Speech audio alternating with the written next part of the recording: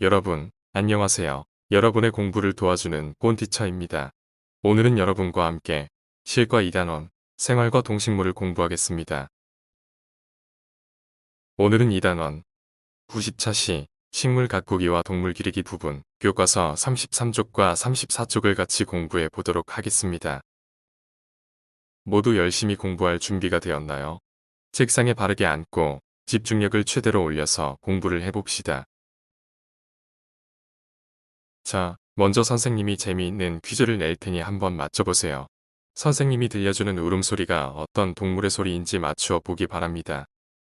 그럼 첫 번째 소리입니다. 잘 들어보세요.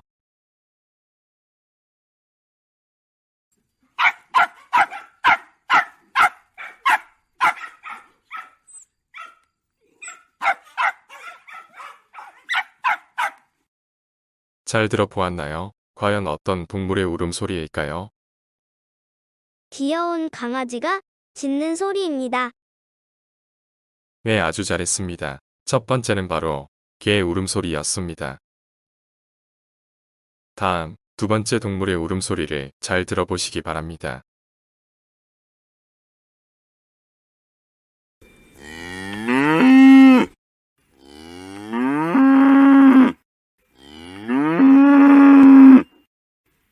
잘 들어보았나요? 어떤 동물의 울음소리인지 알 수 있나요?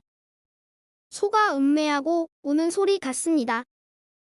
대단하네요. 맞습니다. 소가 우는 소리였습니다.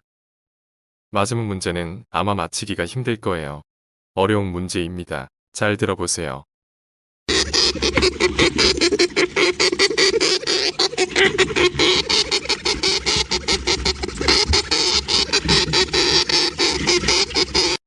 들어보았나요? 어떤 동물의 울음소리인지 아는 친구가 있을까요?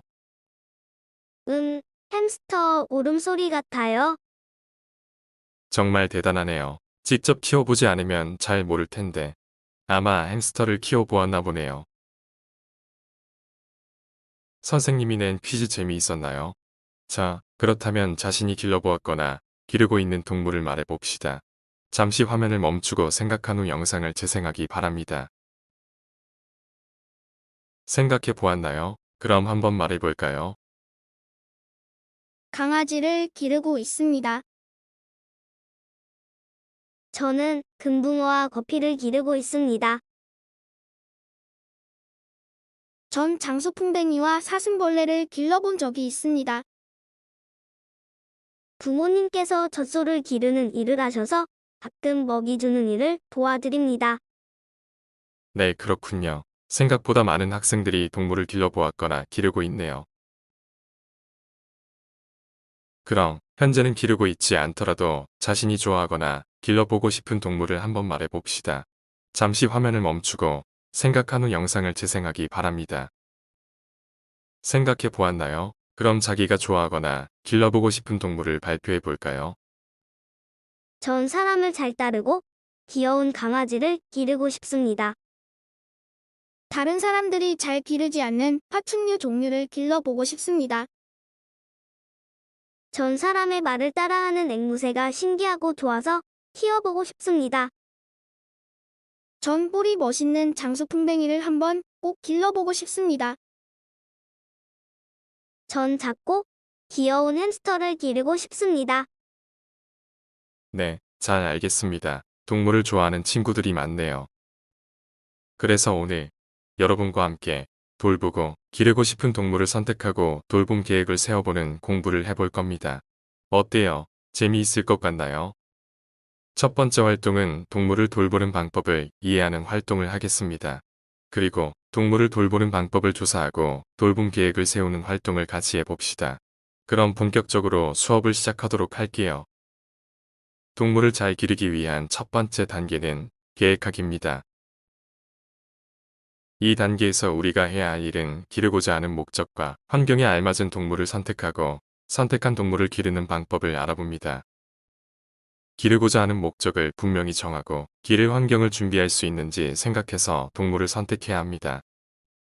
그리고 기르는 방법은 인터넷이나 관련 책을 활용하여 알아보면 되겠지요. 계획을 세울 땐 가족과 함께 하는 것이 좋겠습니다. 특히 기를 동물을 선택할 때에는 가족과 함께 의논하는 것이 좋겠네요. 두 번째 단계는 환경 꾸미기입니다.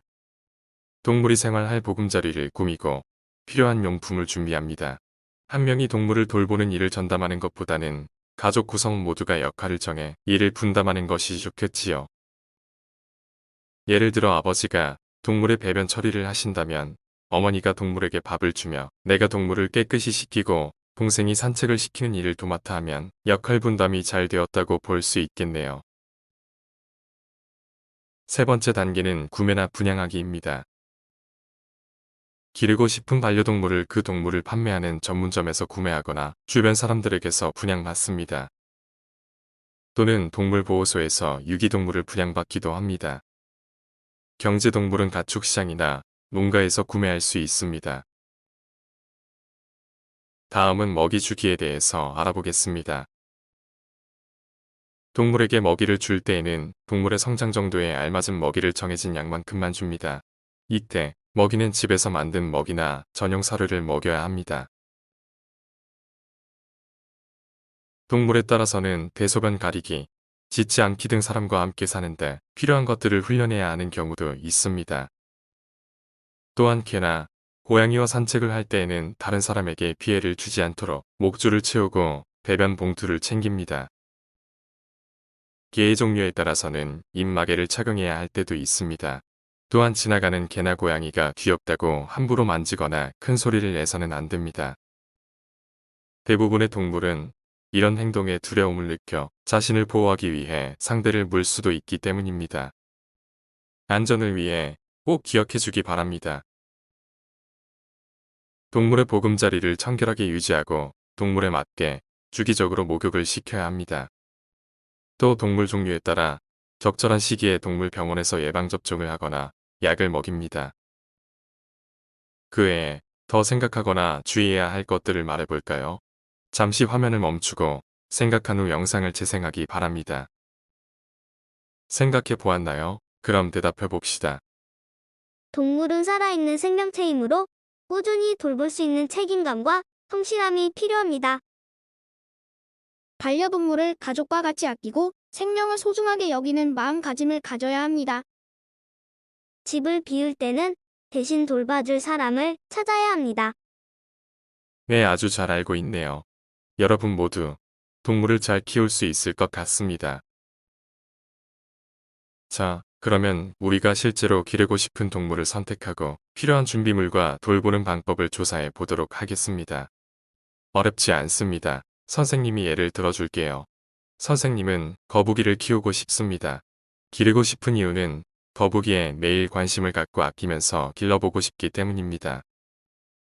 거북이를 키우기 위해서는 거북이집, 수조, 놀이기구, 먹이 등을 준비해야겠지요.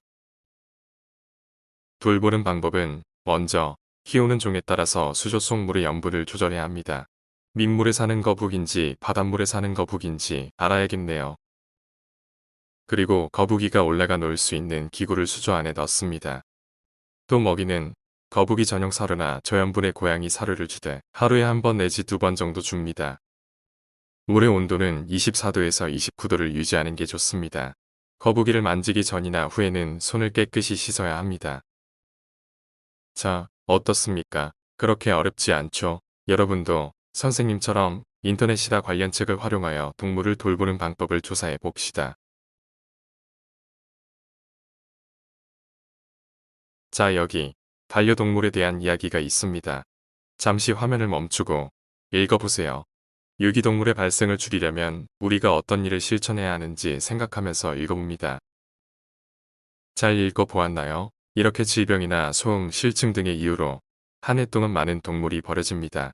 유기동물의 발생을 줄이려면 어떻게 해야 하는지 생각해 봅시다.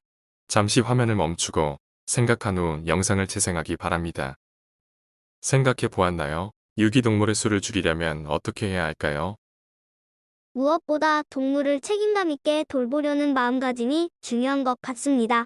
그리고 동물을 기르기 전에는 방법을 알고 준비해야 합니다. 길에서 동물을 잃어버릴 때를 대비해 반려동물 등록을 해야 합니다.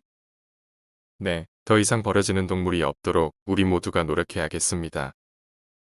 오늘의 마무리 활동을 해보겠습니다. OX 퀴즈입니다. 얼마나 공부를 열심히 했는지 확인해 봅시다. 동물을 기르기 위해서는 전문점에서 구매해야만 합니다. O일까요? X일까요? 네, 정답은 바로 X입니다.